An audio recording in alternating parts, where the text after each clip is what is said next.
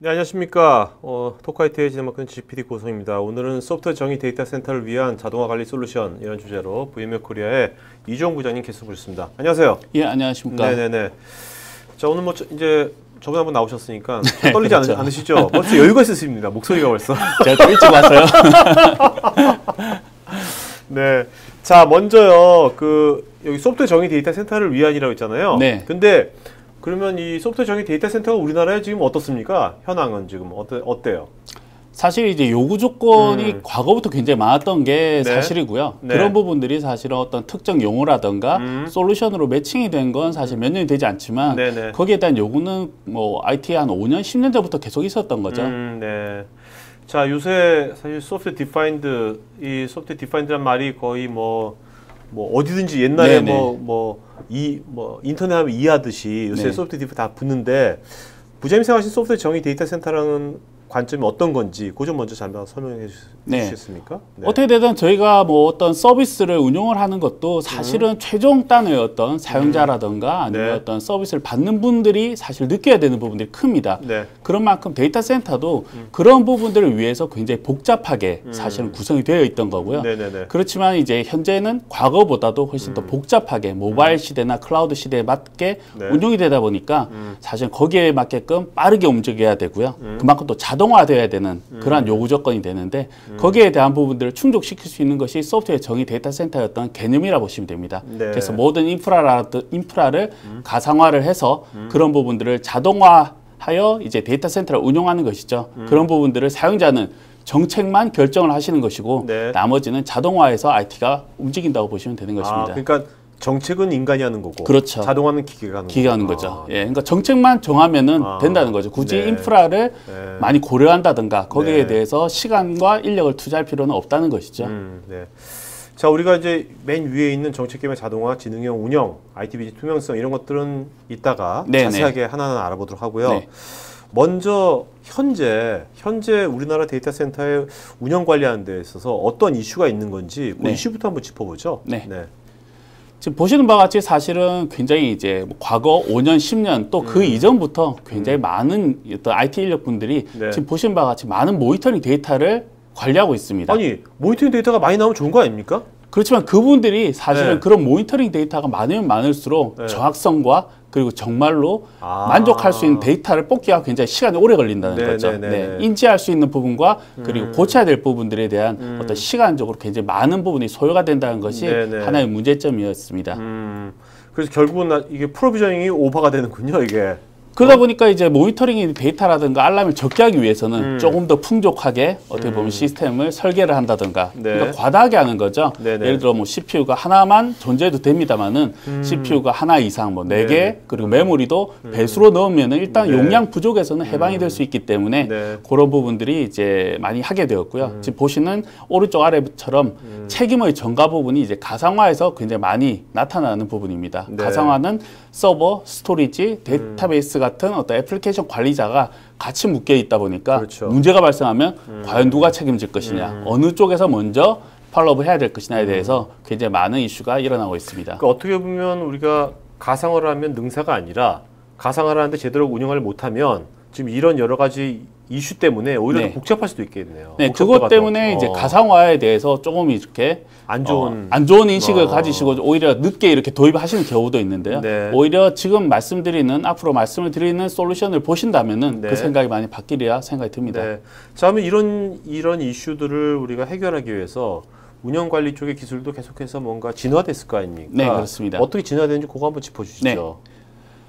아시겠지만 과거에는 그냥 전통적인 모니터링은 그냥 있는 값만 그냥 가지고 그냥 네. 경고 네네. 흔히들 예전에는 삐삐였죠. 삐삐나 아니면 모바일 뭐 어떤 그런 쪽으로 그냥 계속 그냥 얼른만 날리는 네. 뭐 지금도 마찬가지입니다만 그런 형태였습니다. 네. 그러다가 어느 정도 이제 너무 많다 보니까 네. 이제 필터링이 존재하게 됐죠. 아, 네. 그런 부분들이 이제 두 번째 단계의 어떤 이벤트와 관련된 필터링의 어떤 상관관계가 이제 좀 더 활성화되었고요. 네. 그다음에 이렇게 관리만 하다 보니까 성능이 또 빠질 수가 없습니다. 그렇죠. 왜냐하면 문제가 생기면 당연히 성능이 내려갈 내려갈 수밖에 없기 때문에 거기에 대한 이제 성능 분석에 대한 부분들이 좀 더 부각이 돼서 네. 저희뿐만이 아니고 많은 솔루션들이 성능 분석을 지금 해오고 있습니다.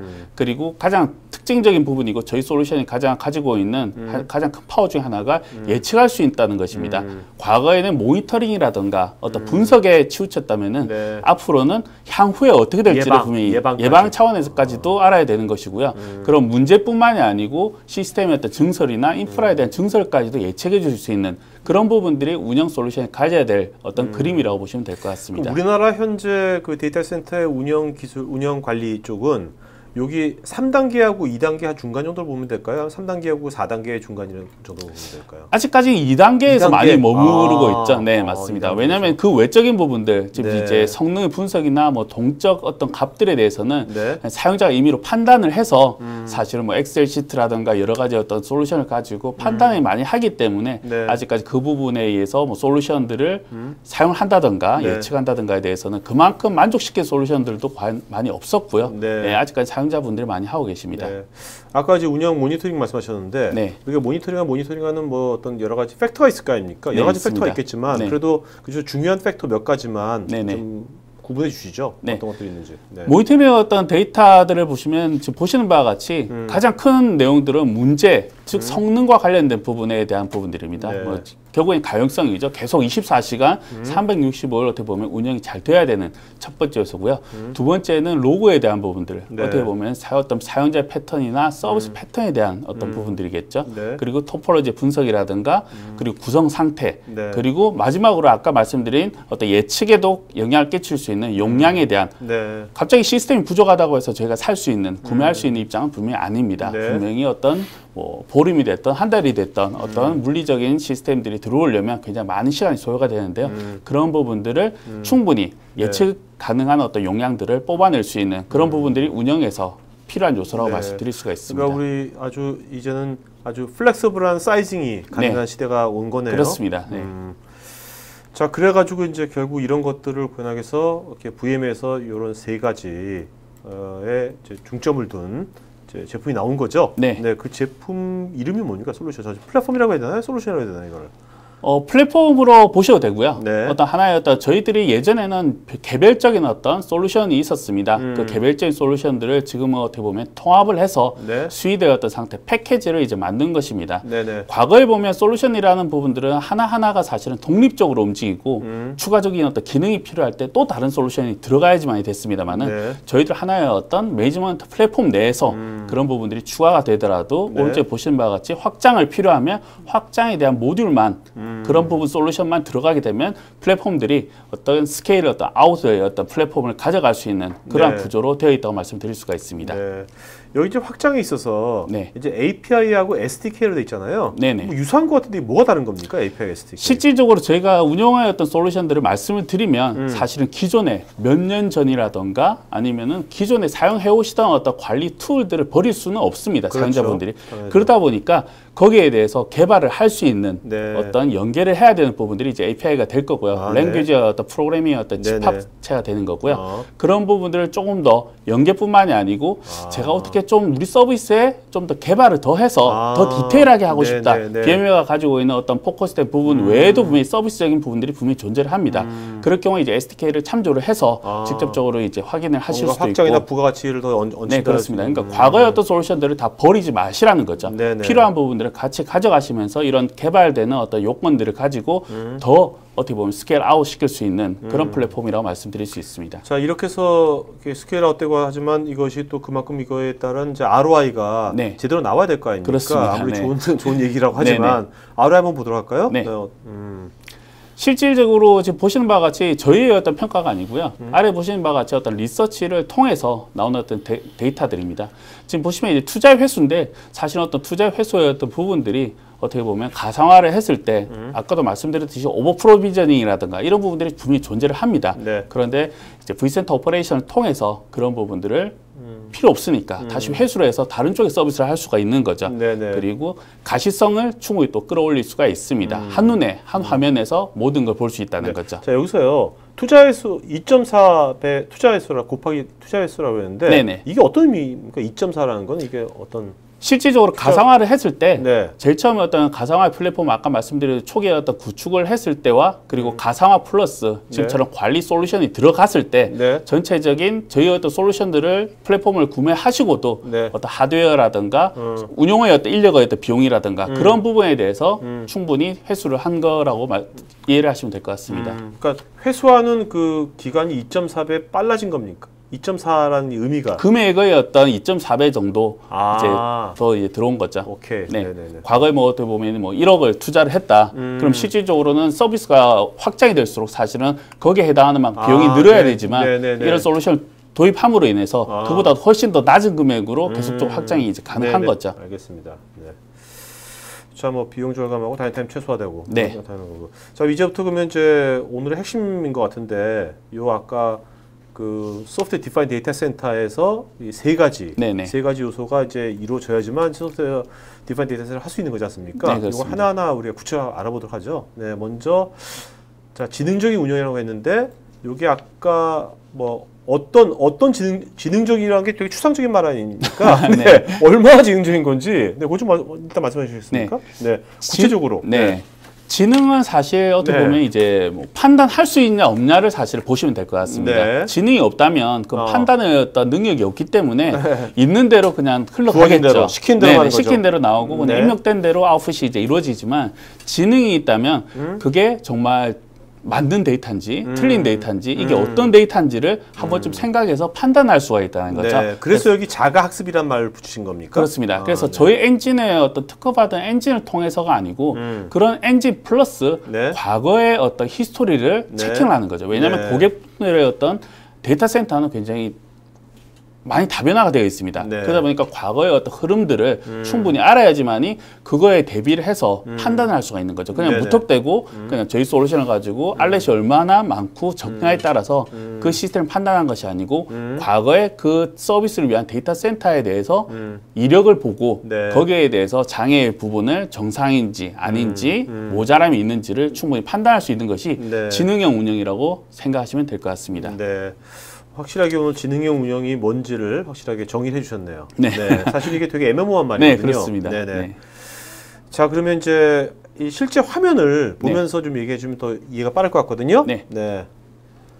자, 이건 어떤 자기 학습 예측 분석하는 화면이네요. 네, 지금 일단 먼저 화면을 보시면 사실 이제 왼쪽에 대해서는 항목이지만 네. 오른쪽 큰 화면을 보시면 네. 그냥 IT에 대해서 잘 모르시더라도 사실 색깔만 보시더라도 네. 대략 감이 옵니다. 네. 네, 뭔가- 붉은색 뭔가 이런 안 뭔가 좋은 문제가 거고. 있는 네, 것이고요. 네. 뭐 노란 부분이면 뭔가 리스크가 좀 있을 것 네. 같은 그리고 네. 초록색이면 뭔가 조금 약간 양호한 어떤 네. 효율적인 부분들을 이제 나타낸다고 보시면 될 것 같습니다. 그런 부분들을 일단 전체 환경에서 간략하게 이렇게 보이는 부분들이고요. 거기에 네. 대한 어떤 백그라운드는 이제 과거 히스토리를 가진 그런 자기 학습에 대한 데이터 플러스 현재의 어떤 상황들을 그대로 보여줍니다. 그리고 오른쪽의 어떤 부분들, 효율화의 어떤 부분들은 앞으로의 부분들. 현재는 이렇지만 네. 앞으로의 어떤 효율화를 위해서는 뭐 예를 들어 포인트가 뭐 1에서 100까지면 몇 점 정도다. 네네. 네, 점수로 어떻게 보면은 세분화가 또 되어 있습니다. 네.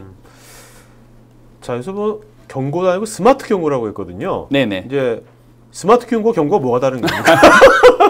예, 결국 이제 핵심은 사실은 이제 그 지능인 것 같은데요. 네. 경고는 이제 그냥 어. 뭐 예를 들면은 뭐 이제 뭐 하나가 이제 제가 책상을 이제 퉁치면 네. 깨지겠죠. 예. 그렇게 되면 이제 단편적인 하나의 어떤 뭐 시작과 끝이라고 하면 스마트 경고는 네. 이게 왜 깨졌는지를 판단하는 겁니다. 네. 그래서 처음에 어떤 책상이 멀쩡한 상태에서 깨진 걸 뿐만이 아니고 제가 누군가가 힘을 줘서 네. 그 장력을 줘서 어. 책상이 부러졌다라는 네. 부분들이고 거기에 따라서 그 영향이 PD님이 놀라셨다까지 이제 연관이 되는 부분들을 스마트 경고라고 보시면 될 것 같습니다. 그러니까 뭔가 그 어떤 현상의 컨텍스트까지 얘가 네, 맞습니다. 파악하는군요. 그리고 권장 사항까지 나오는 거죠. 네. 부러졌으니까 뭐 다른 부분으로 그렇겠죠. 대체를 해라. 그러니까 뭐 이게 그런 뭔가 부분까지 그 나올 수 현상이 있습니다. 왜 발생했는지 Y를 알기 때문에 네. 이 권장사도 되게 좀 정확할 것 같은데요. 네, 그렇습니다. 그래서 이런 부분들은 사실 권장사항 말 그대로 100%의 어떤 만족 사항은 사실은 아닙니다. 네. 왜냐하면 고객별로 상황이 다 다르시기 때문에 네. 이런 부분들 1차적으로는 저희가 권장을 하는 거고요. 2차적으로는 고객분들이 판단을 해서 네. 그게 맞다면 그 가이드대로 하는데 이런 권장 사항이 없다면은 사용자들은 굉장히 많은 고민을, 많은 시간을 투자를 하겠죠. 왜 이런 일이 일어났는지. 하지만 권장 사항을 먼저 드린다면 그거 먼저 확인을 하시고 그다음 또 내부적인 확인을 하시면 좀 더 짧은 시간에 그 경고뿐만이 아니고 처리까지도 하실 수 있을 것 같습니다. 옛날에 인공지능에서 전문가 시스템, 엑스퍼 시스템 같은 것이 들어가 있는 거 같네요. 네, 맞습니다. 네. 자, 그 다음에 우리가 뭐 하면 사실 애플리케이션, 가상머신, 스토리지, 뭐 네트워크 모든 것이 이제 다 이제 연결됐지 않습니까? 네네. 네. 이런 것들을 진짜 아까 잘못하면 핑퐁이 그렇죠. 야기된다는데 그런 것들도 해결할 수 있는 뭔가 네, 맞습니다. 네. 지금 또 하나의 어떤 예입니다. 지금 보면 이제 스토리지와 관련되어 있는 하나의 문제가 일어났을 때 프로세스를 이렇게 보시는 거고요. 그런 프로세스가 일어났을 때 단편적으로 하나의 어떤 서비스가 문제가 됐다라는 것만 어떻게 보면 전달하는 것이 아니고 그런 첫 번째 어떤 서비스에 대한 부분들, 트랜잭션 대기 시간이 많아졌다라는 부분들이 나오면 거기에 대한 도표를 클릭을 하시면 아래에 보시는 바와 같이 하나하나 어떻게 보면은 아래로 이제 드릴다운이 이제 되는 거죠. 그래서 어느 순간에 문제가 이제 발생이 된다면 그 부분은 담당자가 당연히 이제 투입이 돼야 되는 거죠. 예를 들어 지금 같은 경우는 결론적으로는 보면 스토리지 IO가 높았고 스토리지의 어떤 스토리지 프로세스에 대한 어떤 문제, 특히나 HBA의 어떤 문제였기 때문에 그런 부분들이 이제 확인이 될 수가 있는 거고 그만큼이나 관련 담당자가 굳이 아까처럼 핑퐁을 치지 않으셔도 정확히 이제 포인트를 잡을 수가 있습니다. 이렇게만 되더라도 우리가 그 회사 내에서 쓸데없는 회의 시간이 되게 많이 줄어들겠네요. 그렇죠. 예전에는 이제 개인으로 보면 사실은 모니터를 몇 개나 두고 이제 어떤 콘솔들을 많이 띄운 상태에서 확인을 하거나 그리고 그것도 안 되면 사실은 다른 팀, 네트워크 팀이나 스토리지 팀, 뭐 서버 팀과 또 회의를 통해서 사실은 어떤 값들을 판단해야 됐습니다만은 지금처럼 어떤 솔루션, 저희 어떤 플랫폼에서 운용이 되는 부분들을 확인을 하시면 좀 더 객관적이고 이제 짧은 시간에 확인을 할 수가 있습니다. 그러니까 말이 되게 진짜 말씀하신 것처럼 객관적이고 아주 클리어한 단어들로 서로 회의를 하게 되는 거잖아요. 네, 그렇습니다. 그죠? 그러니까 두리뭉실한 게 아니라.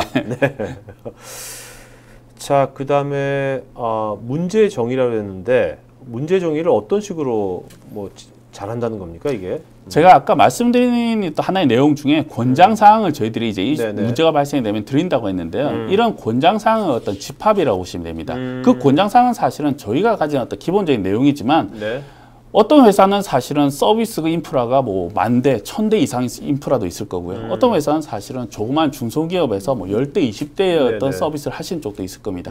그러다 보면 다 서비스에 다 다르게 그런 문제가 다 다르다 보니까 그 문제를 해결할 수 있는 권장사항도 분명히 달라집니다. 그런 부분들을 제가 그 서비스 담당자가 추가할 수 있다는 거죠. 우리 회사는 이 서비스가 문제가 되면 다른 어떤 부분들을 확인해라. 그런 권장사들을. 왜냐면은 하나의 어떤 회사에도 IT 담당자 한 분이 아니시고 스토리 담당자, 뭐 네트워크 담당자 여러 분이 있으시니까 그런 부분들 정의를 미리 해둔다면 전혀 모르시는 분들이 문제가 일어나더라도 그런 부분들을 인지를 하시고 그 만드신 권장사항을 가지고 처리를 할 수 있게끔 되어 있는 것입니다. 자, 요즘 또 이제 뭐 이게 보안이런 것도 되게 뭐 컴플라이언스 이런 것도 되게 이슈가 많지 않습니까? 네네. 그런 관련돼서 어떻게 좀 하는 건지 그건 좀 더 말씀해 주시죠. 네. 지금 흔히 이제 뭐 금융권에서 사실은 지금 많이 이야기가 많이 나오고 있죠. 사실 어떤 이제 국외의 어떤 PCI라던가 뭐 그런 어떤 컴플라이언스 규약에 대해서 정말 잘 지키고 있는지 그런 부분들을 확인을 해야 되는데 이런 부분들이 시스템이 한두 대가 아니다 보니까 굉장히 어렵습니다. 그리고 시스템은 한번 구성이 되면 변경이 되지 않는 게 아니고 계속 변경이 됩니다. 하다못해 뭐 윈도우즈 패치 얼마나 많습니까? 그런 패치들 많은데요. 그런 부분들이 과연 정확히 지켜지고 있는지 보안이나 아니면 우리 회사가 가지고 있는 그런 가이드라인에 정확히 맞는지 안 맞는지 또 대외 서비스를 한다면 말씀드린 대로 뭐 그런 또 컴플라이언스 규약에 맞는지 안 맞는지를 정확히 필터링해서 검색을 할 수가 있다는 거죠. 이런 부분들이 자동화되어 있기 때문에 클릭 한 번으로 전체적으로 그 리스트가 보여질 수가 있습니다. 그리고 보시는 바와 같이 그래프로 지금 51이라는 숫자 가운데 이렇게 노란색으로 되어 있는데요. 그런 부분들이 정말 잘 지키고 있다는 포인트로 점수를 이렇게 보여주기 때문에 그런 부분들을 담당자는 해마다 그 윈도우즈 패치 같은 경우는 자동으로 해두면 언제 변경된지도 사실은 구분이 안 되죠. 그렇지만 이런 어떤 수치를 본다면 지금 정말 우리 시스템들은 잘 지켜지고 있는지 아닌지를 확인할 수 있는 그런 것입니다. 자, 그다음 우리가 이제 여기서 구성 관리자 얘기 나오니까 말씀했는데 많은 이제 컨피규레이션 많이 바꾸게 하잖아요. 네네. 그럴 때 이게 바꾼 것이 어떤 영향을 미쳤는지를 나중에 사실 트래킹하기 쉽지 않거든요. 네, 그렇습니다. 그런 것들은 그런 문제는 어떻게 지금 해결하고 있는 건지. 지금 그런 이제 변경을 했을 때 말씀드린 이제 패치라던가 아니면은 예를 들어서 뭐 OS에서 네. 하나의 어떤 드라이버만 바꿨는데 성능이 확 떨어질 수도 그러니까요. 있습니다. 그런 네. 부분들 찾기가 어려운 건데 그렇죠. 지금 그런 부분들을 지금 표에서 보시는 바와 같이 특정 시점과 네. 어떤 부분들을 바꿨는지를 매칭을 시켜줍니다. 그러면 하나의 그래프로 네. 뭔가 시스템의 어떤 성능과 그리고 변경에 대한 정보가 같이 보이기 때문에 성능이 많이 떨어진다면은 그 상태에서 확인을 해보면 그 시점 확인을 해보면 뭔가 구성이 바뀌었더라 그런 부분을 통해서 어떤 이제 수정할 수 있는 그런 네. 부분들을 빨리 찾게끔 해주는 거죠. 네. 여기서 보면 여기서 녹색 여기서 파란색하고 이렇게 주황색 있잖아요. 이건 뭘 의미하는 겁니까? 뭐 이렇게 막 나오는데. 어떤 지금도 보면 변경의 어떤 이벤트가 발생이 된다고 보시면 될 것 같습니다. 네. 그래서 아래에 보시면 이제 성능의 어떤 부분들이 있는데요. 그 성능뿐만이 아니고 네. 변경이나 그런 이벤트가 지금처럼 이제 파란색과 그리고 붉은색으로 주황색으로 지금 이제 표시가 이렇게 되는 것입니다. 네. 자, 그럼 이제 이 지능주 운영 관련돼 가지고 고객 사례 한번 보도록 할까요? 네. 이건 보잉이네요. 미국. 네. 지금 뭐 저도 예전에 뭐 사례 뭐 뒤에도 또 다른 사례가 있긴 하지만 네. 이제 보잉 하시면 이제 항공기죠. 네, 근데 그렇죠. 그런 항공기가 굉장히 어떻게 보면 복잡하고 굉장히 많은 데이터들이 필요하다고 알고 있습니다. 왜냐면은 뭐 제가 알고 있기로 뭐 기장분들이 들고 다니는 책만 해도 매뉴얼만 해도 굉장히 많은 데이터라고 네. 제가 알고 있어요. 네. 그 부분을 보면서 비행기에 대해서 조작을 하시는데 그만큼이나 그런 부분들을 운용하는 비행과 관련되어 있는 그런 시스템들이 많다 보니까 네. 지금 보시는 바와 같이 하루에 굉장히 많은 원래 경보가 받게 되는 거죠. 네네네. 그런 부분들이 허위 경보가 특히나 많았다는 거죠. 그냥 네. 단순히 무시해도 되는데 네. 그냥 문제만 있으면 그냥 반짝반짝하게 되니까 거기에 대해서 굉장히 알림 상태가 많았고 거기에 따라서 인원이 많이 투입이 됐었는데 이제 오퍼레이션 매니지먼트를 이제 사용하시고 나서부터는 그런 부분들이 굉장히 빠르게 네. 굉장히 많이 줄어들게 된 거죠. 네. 그런 부분들이 거의 이제 지금 보시면 뭐 500개에서 뭐 50개 정도, 뭐 1000개에서 100개 정도로 네. 그런 부분들로 경고가 줄어들게 되는 거죠. 거의 뭐 10분의 1이 됐네요. 10분의 1. 네, 장애를 없앴다는 것보다 정말 어떻게 보면 옥석을 가린 거죠. 그런 부분에 대해서 이제 문제 해결의 어떤 시간을 좀 줄였고요. 또 과도하게 프로비저닝 되었던 어떤 가상 머신도 회수를 해서 아까처럼 투자 비용 회수하듯이 어떤 이제 가상 머신의 어떤 비율들을 조금 더 이제 활용을 하는 그런 부분도 이제 발생이 됐습니다. 네. 자, 그러면 이제 두 번째 특징은 정책 기반의 자동화 한번 살펴보도록 할까요? 네. 아까 이제 정책은 사람이 하면 나머지는 다 기계가 자동화한다. 네, 그렇습니다. 이제 말씀하셨잖아요. 네. 자, 여기서 어떤 이제 얼마나 이제 우리가 이제 기존에 이거를 안 했을 경우하고 이렇게 네네. 했을 경우에 어떤 이점들이 어떤 효과가 있는지 그거 좀 일단 구체적으로 말씀해 주시죠. 네. 예, 뭐 보통 정책이라고 하면 뭐 하나의 어떤 뭐 보안이 될 수도 있고요. 또 뭐 여러 가지가 될 수도 있는데 시스템이 될 수도 있는데 사실은 사용자 관리 운용에 대해서 보신다면은 보시는 바와 같이 그룹에 대해서 예를 들어서 뭐 스토리지를 관리하시는 분이 다르고 또 가상 머신을 확인하시는 분이 또 다르시고 그분들이 또 많이 자기 업무를 바꾸실 수도 있고 뭐 여러 부분들이 있습니다. 그런 부분들에 대해서 굉장히 이제 탄력적으로 그런 이제 조직 운영하는 데 대해서 조직과 운영의 어떤 부분들을 이제 매핑을 시킬 수도 있고요. 거기에 따라서 시스템에 대해서 예를 들어 보안의 어떤 부분들이 정책이 바뀌었다. 네. 뭐 IP라든가 아니면 어떤 그룹의 어떤 형태라든가 이런 부분들도 클릭 몇 번으로 다 확인이 되는 것이고 그런 네. 부분들도 바로 문제의 어떤 부분도 인지할 수 있게끔 되는 것이 정책 기반의 어떤 자동화의 어떤 부분들이라고 생각하시면 될 것 같습니다. 네.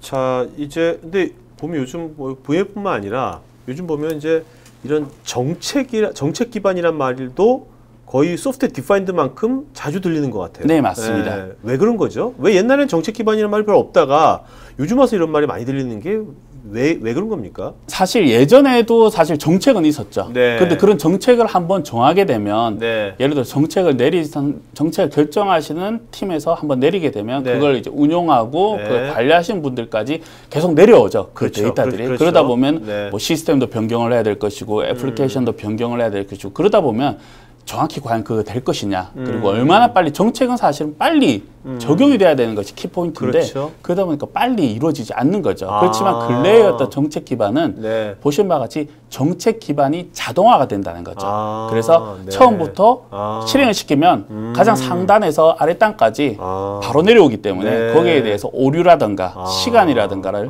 굉장히 줄일 수 있는 부분들이 가장 크게 차이가 있다고 보시면 될 것 그러니까 같습니다. 옛날에도 정책은 있었는데 있었죠. 그것이 네. 현실에 잘 반영이 안 됐는데 안 됐죠. 네. 지금은 이제 자동화의 발전으로 인해 가지고 그것이 바로 정책이 탁 되면 확 이제 그것이 변경이 된 거네요. 네, 그렇기 때문에 이제 회사가 가는 방향과 과거에는 아래에서 어떤 운용팀의 어떤 생각이 조금씩 많이 괴리가 있었죠. 어떻게 보면은 그렇죠. 위에서 정책이 일어나도 그 정책을 확인하기 위해서 다른 방향으로 어떻게 보면은 뭐 이렇게 뭐 예를 들어서 하드웨어에 대해서 장애가 없도록 해라라고 위에서 떨어졌으면 거기에 대해서는 밑에서 또 논의를 하겠죠. 그렇죠. 어떻게 하면 될까? 네네네. 그러다 보니까 굉장히 이제 표준화도 되지도 않고 복잡하기만 했었는데 네. 이런 부분들을 초기에 정책을 마련하기 위해서 하드웨어 담당자, 기획하시는 분, 운영팀들이 정책을 만들어 두면 거기에 대한 변경값들만 자동으로 아래에 어떻게 내려보내면 이제 지금 보시는 것처럼 이제 담당자의 어떤 관리 능력까지도 향상할 수 있는 그런 효과가 있습니다. 네.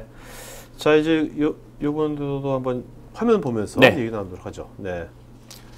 지금 보면 아까처럼 그 가상화를 하시게 되면 이제 뭐 네트워크 담당자나 스토리 담당자, 서버 담당자가 사실은 서로 어떻게 문제가 발생하게 되면 서로 떠밀기가 바쁩니다. 네. 하지만 지금 보시는 것처럼 사용자의 액세스를 또 제어를 할 수가 있습니다. 그래서 각 사용자별로 어떤 액세스할 수 있는 부분들. 왜냐하면 스토리지가 문제가 생기면 스토리 담당자가 확인을 해야 되는 게 당연한 거고요. 그렇죠. 그런 부분들이 과거에는 일반 가상화에서는 사실은 아이디 하나를 가지고 다 볼 수 있는 형태가 되다 보니까 그런 부분들이 뭐 네가 해야 되냐 내가 해야 되냐라는 부분도 애매했었는데 지금 같은 경우는 아예 그런 부분들 정책적으로 이제 롤들을 정한다면은 이렇게 계정별로 그 역할에 따르게 사용할 수 있는 액세스 제어도 충분히 가능합니다. 그러니까 이게 뭐 어떤 그런 이제 쓸데없는 핑퐁 같은 것도 없을 수 있지만 이게 보안적인 관점에서 보면 되게 이제 중요한 이슈겠네요. 이게요? 네, 그렇습니다.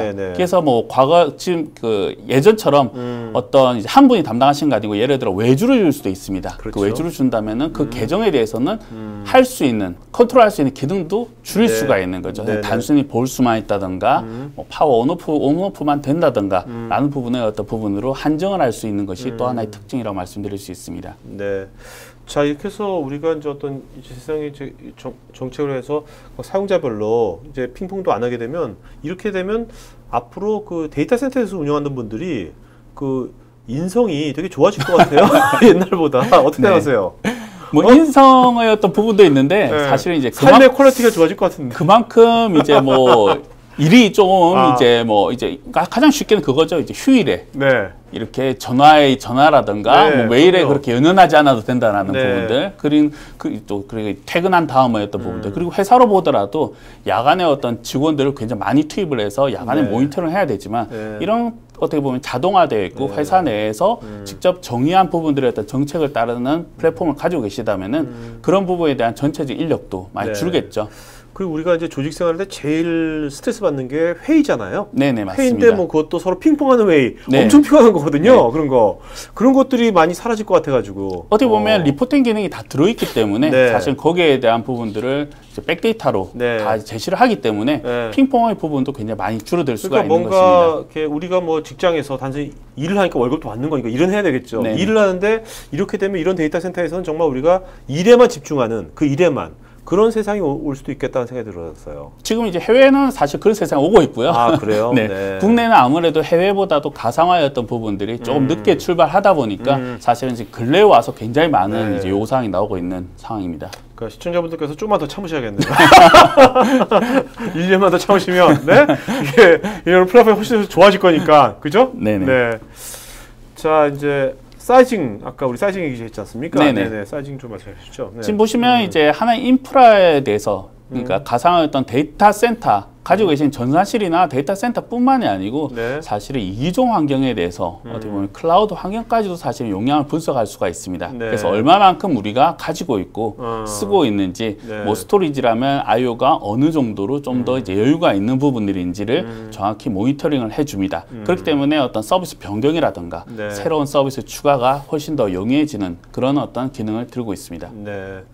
여기 프로젝트 모델링은 프로젝트별로 또 이게 어떤 용량 사이징에 대한 모델링을 한다는 겁니까? 네, 소프트웨어 디파인이라는 부분들은 사실 처음 말씀드린 것처럼 사용자 중심입니다. 네. 사용자 중심이다 보니까 어떤 부분들이 인프라에 맞춰서 네. 저희가 따라가는 것이 아니고 네. 우리가 필요한 게 웹 서비스다. 그리고 사용자가 1000명이다 이러면 그 1000명에 맞게끔 자동으로 인프라가 구성이 되는 것이 가장 네. 베스트하겠죠. 네, 네. 그런 부분들이 사실은 프로젝트라고 보시면 됩니다. 그런 프로젝트에 대해서 가상화되어 있는 리소스를 시각적으로 이제 표시를 해주는 거죠. 네, 그래서 네. 어느 정도 리소스가 필요하다. 그러니까 사용자는 지금 시스템이 몇 대인지 그리고 얼마나 뭐 예를 들어 뭐 어떤 벤더의 어떤 시스템인지를 전혀 네, 신경 쓸 필요가 없는 거죠. 네, 그러니까 네. 단순히 CPU라든가 그런 리소스 중심에서 우리 서비스를 얼마나 잘할 수 있는 그런 리소스를 확인할 수 있는 그런 네. 모델링 기능들이 다 들어가 있습니다. 네.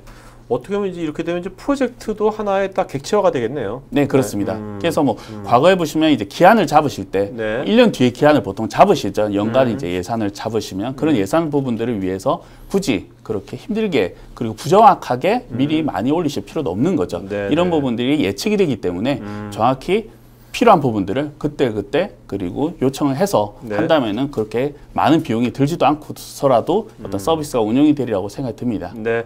자, 그럼 이제 정책 기반 자동화 관련돼 가지고 우리가 실제 사례 한번 보도록 하죠. 네. 노무라 증권. 네, 맞습니다. 네. 네. 지금 보면 이제 그 가상 머신의 어떤 부분 아까처럼 이제 오버 프로비저닝이라고 했는데요. 그런 첫 번째 오버 프로비저닝 되는 이유가 보시는 바와 같이 기존 서버에서 그대로 마이그레이션 하다 보니까 사실은 이제 기존 서버 네. 예를 들어 CPU가 하나고 메모리가 1기가다. 그런 시스템들을 가상 머신으로 만들어도 그대로 이제 적용한 거죠. 네. 하지만 새로 가상 머신이 들어가 있는 시스템은 사실 요 근래의 시스템이다 보니까 네. 훨씬 더 성능이 많고 거기에 따른 가상 머신을 많이 올릴 수가 있는 것입니다. 네. 그렇지만 지금 이제 노무라의 어떤 사례를 보시면 그냥 기존 그대로 그냥 사이징을 하다 보니까 굉장히 많은 어떤 리소스를 낭비하게 되는 거죠. 네. 여유 있게끔. 그러다 네. 보니까 제대로 활용을 못 하셨는데 지금처럼 이제 오퍼레이션 매니저를 사용하시면서 아까 보시는 것처럼 이제 회수뿐만이 아니고 현재 상황까지도 여유 있는 부분들을 모델링 하는 것처럼 보여줄 수가 있기 때문에 그런 네. 부분을 통해서 시스템을 좀 더 이제 확장 가능하게 그리고 최소화하면서 운용할 수 있는 그런 부분으로 성공적인 케이스라고 보시면 될 것 같습니다. 네. 자, 이제 세 번째 이제 통합 관리 관점 한번 살펴보도록 하죠. 네. 여기서 통합이라면 어떤 겁니까? 통합이라면. 사실 지금 서버의 어떤 부분들이나 네트워크나 스토리지 보시면 거의 구매하실 때 보면 거의 매니지먼트 관리에 대한 어떤 소프트웨어가 따라옵니다. 네네. 그렇게 따라오시면 뭐 운용되는 어떤 애플리케이션을 설치를 하시죠. 그러다 보면 서버가 문제가 생기면 그 애플리케이션을 통해서 보시고 네. 스토리지가 문제가 생기면 또 그 다른 CD를 그렇죠. 인스톨한 시스템에서 또 확인을 하시고 그러다 보니까 사실 여러 개를 네. 보셔야 되죠. 네네. 그리고 서로 다른 어떤 기술적인 어떤 데이터를 가지고 있다 보니까 그런 부분들도 이해를 해야 되는 네. 그런 숙제도 있었습니다만은 지금 오퍼레이션 매니저의 경우에는 하나의 화면에서 그런 부분들을 다 관리할 수 있고 뷰를 할 수가 있습니다. 네. 그런 부분들이 이제 통합 관리라고 보시면 될 것 같습니다. 네. 자, 그러면 실제로 이것도 장표 실제 화면 보면서 얘기 좀 나누도록 하죠. 네. 아무래도 이제 우리가 요즘 같은 때서 이제 가시성이 되게 또 중요해지잖아요. 네네. 네. 근데 예전에도 이제 가시성은 필요했는데 요즘 와서 왜 가시성이 왜 더 이렇게 더 화두가 되는 걸까요? 가시성을 위해서는 사실은 주요 목적은 문제를 빨리 확인을 하는 거죠. 네. 그리고 해결을 해야 되는데 네. 거기에 따른 하나의 어떤 중간 단계라고 보시면 됩니다. 이런 가시성은 지금 근래에 굉장히 많이 부각이 되는 부분들이 뭐냐면 빨리 해결하고 빨리 어떤 부분들을 적용을 하려다 보니까 그 백그라운드는 뭐냐면 사용자들이 그만큼 성급해졌다는 거죠. 저희가 예전에는 문제라든가 이런 부분들이 일어나면 네. 약간의 어떤 여유가 있었죠. 그렇죠. 그렇죠. 지금은 그냥 모바일 시대입니다. 모바일 시대고 그런 서비스들이 즉각적으로 안 모바일이고 되면 또 가상하고 또 네. 그러니까 즉각적으로 되지 않는다면 바로 금액의 어떤 네. 손실로까지도 발생이 되게 되죠. 뭐 하다못해 제가 인터넷 뱅킹을 모바일로 해야 되는데 인터넷 뱅킹 지금 문제가 생긴다 이러면 네. 그 부분도 굉장히 치명적일 것 같습니다. 그렇죠. 그런 부분들을 어떻게 보면 해결하기 위해서 가시성이 굉장히 중요한 부분이고 네. 거기에 따라서 예전처럼 여러 개의 가시성을 가진 부분들이 지금처럼 이제 좀 더 이제 발전적으로 하나의 어떤 화면에서 종합적으로 볼 수 있다면은 결국 해결을 빨리 할 수 있다는 그런 장점과 연관이 되기 때문에 근래에는 훨씬 더 중요하게 대두가 네. 되고 있다고 봅니다. 알겠습니다. 자, 또 요즘은 또 이제 뭐 하이브리드 클라우드에서 퍼블릭, 프라이빗 다 같이 이제 쓰고 있는 데가 많잖아요. 네, 맞습니다. 네네네. 거기서도 동일한 네. 환경에서 동일한 하나의 단일 콘솔에서 모든 것을 제어한다는 거죠? 네, 데이터 센터 가지고 계시는 어떤 프라이빗 데이터 센터뿐만이 아니고 이제 퍼블릭한 어떤 클라우드의 환경에 대해서도 하나의 화면을 보여야지만이 사실은 사용자, 운용자가 빨리 확인을 하겠죠. 네. 그래서 어떻게 보면 사용자, 운용자뿐만이 아니고 CEO 분들도 그냥 이런 화면만 딱 보면은 우리의 어떤 서비스는 지금 뭐 붉은색이 문제가 있겠죠. 네. 그리고 우리의 서비스는 지금 괜찮은 상태고 오른쪽에 보시면 이제 클라우드 서비스에서는 또 어느 정도다 라는 부분들 한눈에 알 수가 있다는 거죠. 굉장히 이제 큰 장점입니다. 가시성 부분들이. 네네. IT 담당자뿐만이 아니고 뭐 상위의 어떤 CXO 레벨까지도 한눈에 볼 수가 있기 때문에 거기에 따른 어떤 주기적인 리포트라든가 뭐 굉장히 많이 보고를 하시죠. 네. 그런 부분들도 많이 줄일 수 있는 하나의 어떤 계기가 될 수도 있습니다. 네.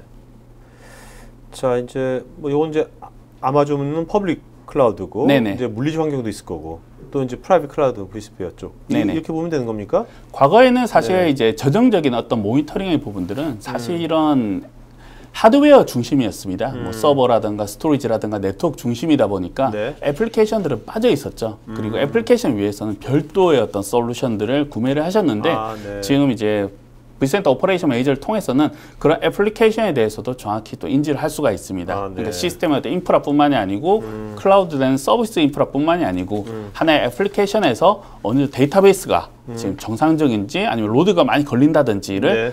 앞에서 보시는 어떤 하드웨어가 문제가 생겼을 때 드릴다운 하듯이 동일하게 드릴다운해서 원인을 파악을 하실 수가 있습니다. 네.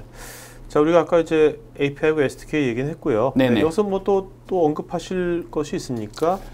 지금처럼 이제 굉장히 이제 포괄적으로 사실 이제 개방적이다시피 어떠한 부분들을 저희가 SDK라든가 API를 제공을 하고 있기 때문에 네. 이제 사용하고 계신 부분들에 대해서는 크게 염려하지 않으셔도 충분히 연동을 하셔서 운용을 하실 수 있기 때문에 흔히들 새로운 어떤 솔루션들이 도입이 되면 운용자들은 굉장히 이제 부담감을 느끼시죠. 네네. 또 배워야 되고 그렇죠. 습득을 해야 되는 부분들이 있는데 과거의 부분들을 충분히 이제 가져가면서 클라우드의 개념이 사실 그런 개념이거든요. 네. 기존의 어떤 프라이빗한 우리가 가지고 있는 어떤 리소스를 버리고 새로 하자는 게 아니고 그런 부분들을 최대한 활용을 하면서 네. 좀 더 나은 방향으로 가듯이 관리도 거기에 따른 같은 맥락으로 그렇게 이해를 해주시면 될 것 같습니다. 네. 자, 통합 관리 쪽의 고객 사례 한번 보도록 하죠. 네. 여기는 어느 회사입니까? 투이? 인포텍, 네, 투이 인포텍. 인포텍? 네네. 아, 네. 네.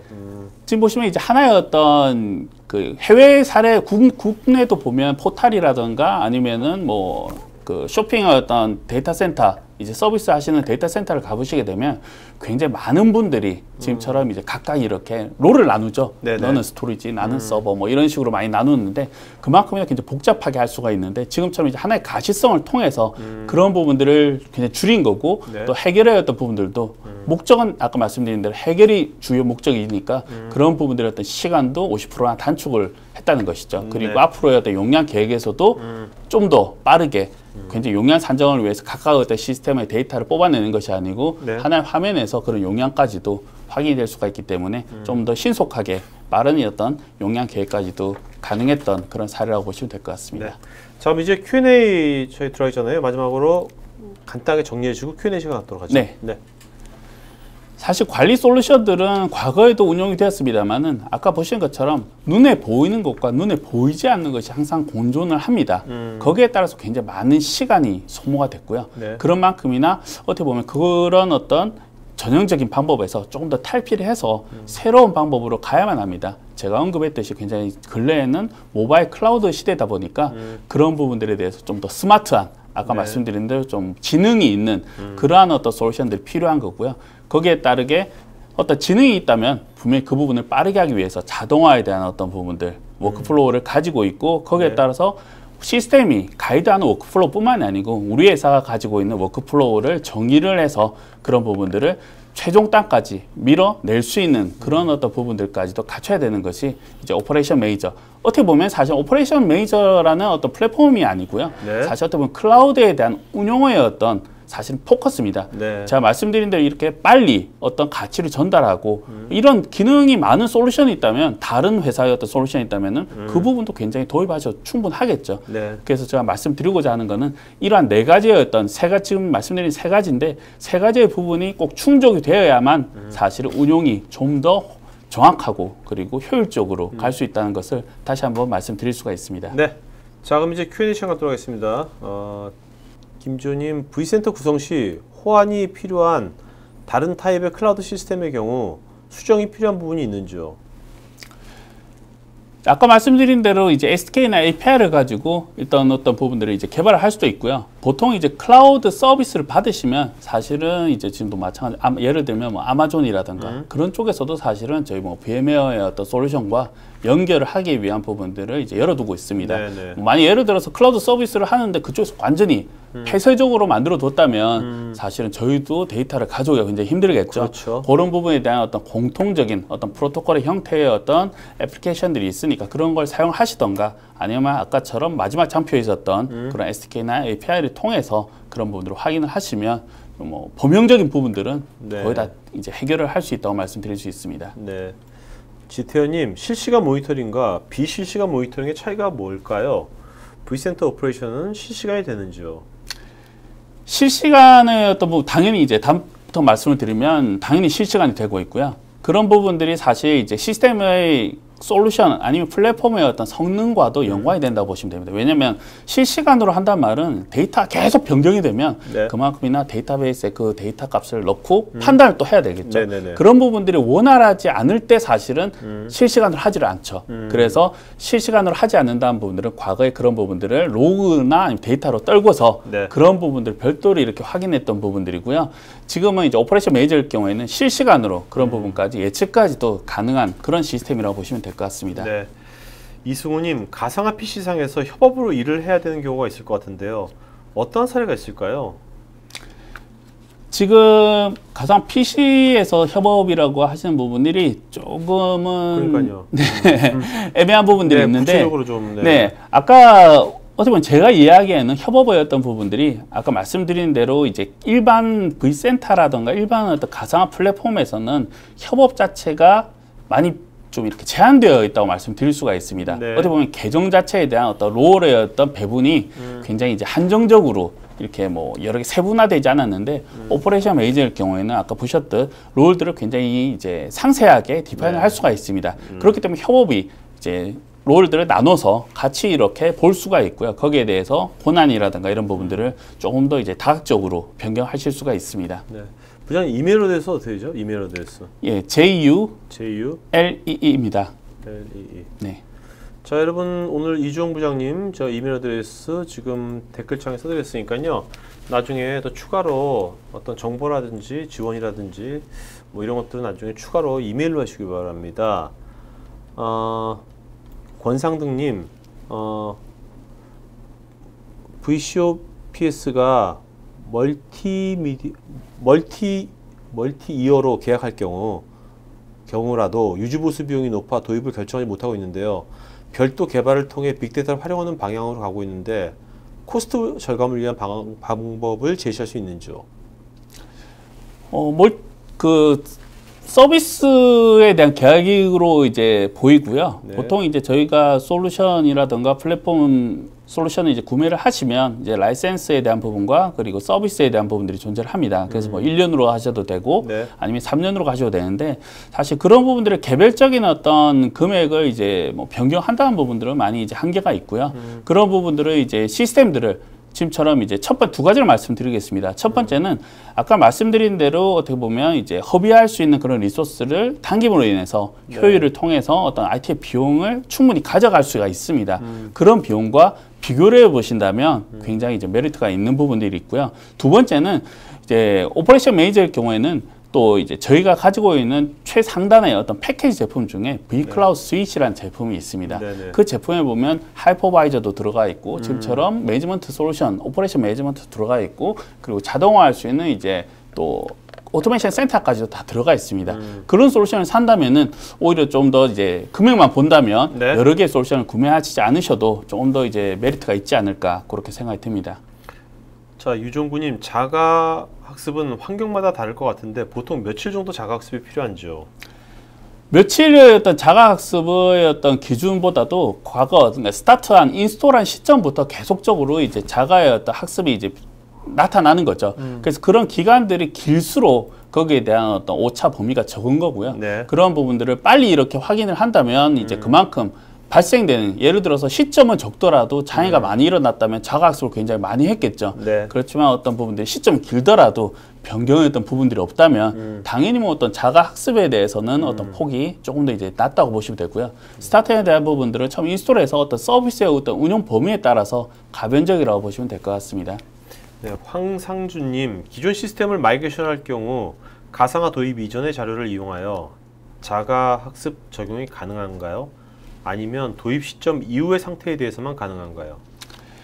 도입한 이후에 사실은 가능합니다. 네. 지금처럼 이제 뭐 기존의 어떤 피지컬 환경을 이제 마이그레이션해서 이제 가상화를 했다면 사실 그런 부분들이 이제 오퍼레이션 매니저를 통해서 이제 확인이 되집니다만은 기존의 어떤 시스템에 대한 로그는 사실은 이제 확인이 조금 이제 불가능한 거죠. 네. 네, 거기에 대한 한다고 하더라도 그런 부분들은 그냥 정형적인 어떻게 보면 이제 뭐 단편적인 어떤 데이터에 불과하기 때문에 사실 지능적으로 하기에는 이제 한계가 있는 거죠. 네. 단순히 어떤 부분들을 이제 보고자 하는 것이 아니고 최종 목표는 어떤 지능적으로 판단해야 되는 부분들인데 그런 부분들이 조금 이제 피지컬 어떤 환경들을 마이그레이션 할 때는 조금 차이가 있다고 보시면 될 것 같습니다. 류지연님, 기존 관제 데이터에서 나오는 로그까지도 문제 해결을 이용하고 싶은데 이런 개에 대한 관제 운영 솔루션도 제공해 주는지요?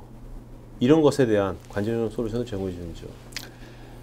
네, 기존의 어떤 데이터들에 대해서 지금처럼 이제 기존의 어떤 운영 솔루션을 가지고 계신다면은 그러한 어떤 데이터 값들을 아까처럼 뭐 개발하실 수도 있겠지만 또 다른 의미에서는 기존의 어떤 값들을 통해서 이제 문제가 일어난 부분들을 아까처럼 이제 커스터마이즈해서 네. 하나의 어떤 정책처럼 어떤 권장 사항으로 이제 넣어줄 수가 있는 거죠. 네네. 그렇게 되면 거기에 따른 어떤 가이드라인이 자동적으로 적용이 되기 때문에 그런 부분도 좀 더 이제 확장이 가능하다고 보시면 될 것 같습니다. 네. 그리고 이제 뭐 스토리지라든가 그리고 특정한 어떤 뭐 MS의 어떤 솔루션이라든가 뭐 타사의 어떤 많은 또 솔루션들이 있습니다.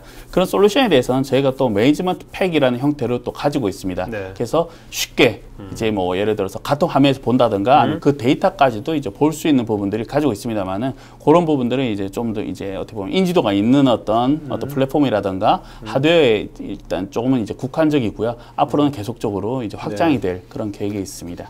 자, 김지호님, 가상화 시스템에서 장애가 발생 시 장애 구역을 격리하고 서비스 가용성을 보장하는 메커니즘은 어떤가요? 결국에는 사실은 저희가 가장 큰 장점이 어떤 하이퍼바이저 위에서 사실 다 돌아갑니다. 네. 어떤 하이퍼바이저 위에서 하이퍼바이저의 정보 그리고 하이퍼바이저 아래에 있는 하드웨어까지도 어떤 그런 정보들을 다 가지고 있기 때문에 네. 저희가 만약 예를 들어서 그런 하이퍼바이저를 가지고 있지 않고 단순히 지금처럼 운용이라든가 아니면은 뭐 어떤 관리만 한다면 지금처럼 이런 문제를 해결할 수 없습니다만은 네. 저희가 하이퍼바이저를 기반으로 해서 움직이기 때문에 그 하이퍼바이저에는 그런 리소스에 대해서 격리를 한다든가 이동을 시킨다든가 그런 부분들을 일단 기능들을 다 들고 있습니다. 그렇기 때문에 당연히 이제 가능하다고 말씀드릴 수가 있는 거죠. 자, 성욱재님, 모니터링 대상이 VM웨어가 사용하는 자원에 대해서 모니터링을 하나요? 즉 스토리지 모니터링은 VM이 사용하는 스토리지만 모니터링하는 건지 VM이 아닌 PM의 경우 모니터링은 안 되는 건지요? 아니요. 지금 이제 저희가 이제 가상 머신뿐만이 아니고 가장 이제 데이터 센터로 보시면 가장 아래에 있는 하드웨어, 네. 하드웨어가 있죠. 하드웨어가 1차적으로 이제 모니터링이 되겠죠. 관리가 네. 됩니다. 그리고 그 위에 올라가는 하이퍼바이저가 이제 모니터링이 될 거고요. 그 위에 올라가는 OS가 되고 그 위에 올라가 있는 애플리케이션도 되기 때문에 지금처럼 이제 피지컬한 머신뿐만이 아니고 가상 머신 그리고 하다못해 퍼블릭 클라우드 서비스까지도 관리할 수 있다고 말씀드렸기 때문에 네. 이런 부분들은 당연히 된다고 말씀드릴 수 있습니다. 네, 최병감님, 클라우드 관리 자동화에 대한 솔루션은 많은 밴드에서 제공하는데요. MS, 오라클, HP, VMware 등 다양합니다. 이런 경우 고객은 무엇을 판단 기준으로 결정을 해야 할까요? 서비스 기준에서 보신다면 어떻게 보면 제가 조금 전에 답변을 드린 내용이 사실은 거기에 대한 답일 것 같습니다. 지금처럼 이제 문제가 생긴다던가 아니면 특정한 어떤 내용들을 관리하고자 한다면 그런 부분에 대한 어떤 길이 끊기죠. 예를 들어서 뭔가 해야 되면 거기에 따르게 예를 들어 하이퍼바이저를 다른 회사 걸 쓰고 있다. 네. 어떤 다른 회사의 관리 솔루션을 가지고 쓰고 있는데 하이퍼바이저는 그 회사 게 아니다 보니까 또 다르게 하이퍼바이저를 또 운용을 하셔야 되고 네. 또 다르게 움직여야 되는데 지금처럼 이제 VM웨어가 가지고 있는 솔루션들은 굉장히 광범위하고 클라우드에서 굉장히 이제 오래되어 있는 솔루션들입니다. 그러다 보니까 그런 선정을 하더라도 어떻게 보면 연계성 있게 하나의 가시성이라는 부분도 그만큼 빨리 할 수가 있습니다. 그러니까 뭐 어떤 솔루션이든 간에 그 문제를 위해서 좀 더 빠르게 접근할 수 있고 적용을 하더라도 손쉽게 할 수 있는 그런 솔루션들을 선정하는 것이 가장 어떤 포인트일 것 같습니다. 권상등님, 말씀하신 컴플라이언스 부합 여부를 확인하기 위해서 사용자 VM 또는 서버에서 데이터를 가져오게 되는데 개인 데이터 소실 위험은 없는지요? 고객 측면에서는 개인 데이터, 회사 데이터 보안에 가장 관심이 있을 것 같아서요. 개인 데이터의 어떤 소실이 조금 애매하긴 한데요. 사실 이제 뭐 소실이라기보다 뭐 개인 데이터를 뭐 정보 유출을 뭐 하지 않느냐 뭐 이제 그런 내용들이 있습니다. 그런데 이제 그런 부분들은 이제 컴플라이언스에 대해서 이제 다 차이가 있고요. 그런 부분들을 하는 부분도 있고 하지 않는 부분도 있지만 기본적으로는 사실은 이제 뭐 시스템 베이스에서 그리고 클라우드 인프라, 뭐 네트워크 인프라, 뭐 보안 인프라에 대해서 기본적으로 이제 컴플라이언스를 체크를 하고 있고 그런 부분에 대해서는 선택적으로 옵션을 이제 가져갈 수가 있기 때문에 뭐 유실에 대해서는 사실은 데이터가 따로 보관이 되고 있기 때문에 유실은 아니고요. 그런 부분들이 이제 권한을 줘서 액세스 가능한지 아닌지를 어떤 범위를 어떻게 보면 정의한다고 보시면 될 것 같습니다. 유실하고는 어떤 차이가 있는 거고요. 조금 다른 내용인 것 같습니다. 박동호님, 오퍼레이션 매니지먼트에서 모니터링 외에 바로 장애 조치 명령 룰을 설정해서 장애 처리가 가능한지요? 네, 가능합니다. 지금 저희가 오퍼레이션 매니저일 경우에 아니면 뭐 예를 들어서 오퍼레이션 매니저가 없더라도 vCenter 서버라는 저희의 어떤 기본적인 어떤 관리 서버가 있습니다. 그 서버에 보시면 이제 오케스트레이터라는 어떤 이제 프로그래밍의 어떤 워크플로우 프로그램이 있습니다. 그 프로그램을 사용하시면 뭐 어떻게 보면 사용자가 이제 어떻게 보면 예전에 스크립트를 짜듯이 그런 식으로 해서 운용을 하실 수가 있고요. 그리고 오퍼레이션 매니저를 쓴다면 조금 더 연계성 있게 자동화 되겠죠. 뭐 얼렛이 뜬다던가 막 이렇게 하면 그 얼렛을 가지고 다른 액션을 취하도록 하는 그런 부분들을 이제 짤 수가 있는 것입니다. 근데 이런 부분들이 짜기가 너무 힘들다. 그렇게 되면 이제 좀 더 이제 자동화되어 있는 이제 오토메이션 센터라든가 뭐 그런 부분들을 사용하시면 되고요. 그렇지 않고 간단하거나 아니면 그렇게 많은 부분이 아니시라면 오케스트레이터라는 프로그램을 이용을 해서 그런 부분들을 연결을 시키시면 바로 적용이 가능합니다. 네, 약간 송자님 일단 두 번째 질문, 모바일 관리 기능이 있을 거라 예상되는데 맞는지요? 지금 저희 어떤 플랫폼들은 집처럼 이제 모듈화가 되어 있고 그 모듈을 이제 바로 연결을 해서 쓸 수 있도록 되어 있습니다. 하나의 오퍼레이션 매니지먼트 스윗에서 아까 말씀드렸던 커다란 그림에서 보시면 오른쪽 확장할 수 있는 부분에 대해서 저희가 API뿐만 아니고 매니지먼트 팩으로 예를 들어 근래 보면 저희가 가지고 있는 네트워크 가상화 제품이 NSX가 있습니다. 그런 제품이 나오더라도 별도로 NSX 제품을 관리할 수 있는 솔루션들을 구매하셔야 되는 것이 아니고 vCenter 오퍼레이션 매니지먼트에서 다 운용이 가능합니다. 그래서 지금은 바로 적용은 되어 있지 않습니다만은 저희가 지금 이제 근래에 적용이 가능한 부분들이 있습니다. 그 부분이 저희가 이제 에어와치라는 어떤 모바일 관리할 수 있는 솔루션들을 저희가 가지고 있습니다. 그 부분들이 지금처럼 향후 로드맵에는 이제 오퍼레이션 매니지먼트에서 이제 운용이 이제 가능할 수도 있다는 그런 예측을 하고 있습니다. 자, 송주환님께서 매우 편리하고 유용한 관리 기능인데요. 근데 다양한 환경과 상황을 예측하기 어렵겠지만 처음 가상화 도입 시기부터 최적화된 설계를 제안하기 좋은 시연 툴이 따로 있을까요? 최적화된 어떤 설계 어떤 부분들을 위해서 저희가 이제 여러 가지 어떤 방법들을 가지고 있습니다. 그래서 뭐 캐퍼시티, 그러니까 용량에 대한 분석을 먼저 해보는 거죠. 지금 이제 가상화 상태가 아닌데 과연 어떻게 들어보니까 좋은 것 같다. 그러면은 얼마나 많은 시스템들을 한 대로 통합을 할 수 있는지 그런 부분들을 확인할 수 있는 그런 툴들이 있고요. 또 지금처럼 오퍼레이션 매니저가 들어갔을 경우에 조금 더 이제 가상화한 이후에 지금처럼 관리 솔루션이 더 들어간다면 얼마나 많은 비용들을 아낄 수 있는지 뭐 그런 부분에 대한 어떤 툴들도 가지고 있습니다. 그렇기 때문에 바로 적용을 하셔서 저희 쪽에 연락을 주시면 저희 쪽에서 바로 지원을 해서 그런 부분들에 대해서 사이징을 정확히 한다면 예를 들어 시스템도 같이 구매해야 된다면 굉장히 이제 정확한 시스템 대수나 용량에 대해서 산정을 하고 시작하는 것이 가능하다고 말씀드릴 수 있습니다. 자, 서길지님, 해외 지사 쪽 서버를 자체적으로 가지고 있다면 본사 쪽에서 vCenter 오퍼레이션을 사용하면 별다른 개발 없이 관리를 제공되는 기능 안에서 가능한가요? 네, 그런 부분들은 뭐 당연히 되고요. 뭐 어떻게 뭐 네트워크만 이렇게 연계가 돼 있다면 뭐 통신만 가능한 부분들이 있다면은 100% 다 지원이 됩니다. 네. 유준호님, 다른 가상화 벤더사에서도 연계가 가능한지요? 플랫폼이면 지원하지 않을까요? 연계가 가능하다는 부분들은 이제 뭐 하나의 화면에서 이렇게 뭐 볼 수 있고 그쪽 네. 데이터를 이제 가져올 수 있다는 의미로 제가 해석을 하면 분명히 가능하고요. 아까 어떤 장표 초기의 어떤 커다란 장표에서 보면 이제 피지컬한 환경, 뭐 가상화 환경의 아래 보시면 이제 뭐 MS의 어떤 제품들이라든가 뭐 또 다른 회사의 제품들 그리고 클라우드 서비스까지 다 가능하다고 그렇게 기재가 되어 있으니까 참조하시면 될 것 같습니다. 네. 박현진님, 라이센스 단위는 VM 수로 알고 있는데요. 라이센스별 기능 차이에 따른 정책이 어떻게 되는지요? 그 기능이라는 부분들이 아까도 말씀드렸듯이 여러 가지의 또 굉장히 많은 기능이 있습니다만은 네. 과거의 어떤 전통적인 어떤 시스템들의 뭐 거의 어떻게 보면 비슷하다고 보시면 될 것 같습니다. 그래서 네. 가장 기본적인 부분들에 대해서 뭐 예측하고 모니터링하고 이런 부분들은 스탠다드에서 되지만 이제 어드밴스 그 엔터프라이즈나 엔터프라이즈 플러스에 이제 올라오게 되면 아까 말씀드린 대로 이제 애플리케이션 땅까지 네. 그리고 뭐 스토리지 땅까지 훨씬 더 이제 다각화해서 볼 수 있다는 것이 하나의 어떤 큰 이제 차이라 보시면 되고요. 그리고 지금은 이제 아까 말씀드린 대로 V클라우드 스위치라든가 뭐 이런 부분들을 통해서 아니면 VSP도 마찬가지지만 가상 머신 단위의 어떤 라이센스 부과는 저희가 한 1년 좀 더 전부터 해서 시작을 했습니다만은 네. 그 이후에 너무 가상 머신이 굉장히 많이 늘다 보니까 굉장히 많은 비용이 들어서 이제 스윗의 형태를 구매를 하시면 CPU 단위로 네. VSP와 동일하게 그렇게 라이센스가 이제 부과가 되니까 그렇게 참조를 하시면 될 것 같습니다. 네. 자, 오늘 여기까지 질문 마치는 거겠고요. 여러분들 설문 아까 맨 처음에 첫 시간에 뭐 처음에 시작할 때 시작했는데 아직 설문 안 해주시면 설문에 응해주시면 고맙겠습니다. 자, 그러면 부장님, 오늘 여러분들 질문은 다 못 봤지만 나중에 부장님께서 좀 댓글로 달아주시고요. 일단 오늘 질문 잘한 분 3분, 일단 2등 2명 발표해 주시죠. 네. 드리면 안 되나요? 네? 뭘요? 리스트를 드리면 안 되나요? 아니요, 발표해 주세요. 네, 아니 이름을 제가 정확히 그래도 말씀해 주세요. 네. 지현태님 하고요. 지현태님, 네, 류지현님, 네, 네, 송화한님. 네. 누가 1등입니까?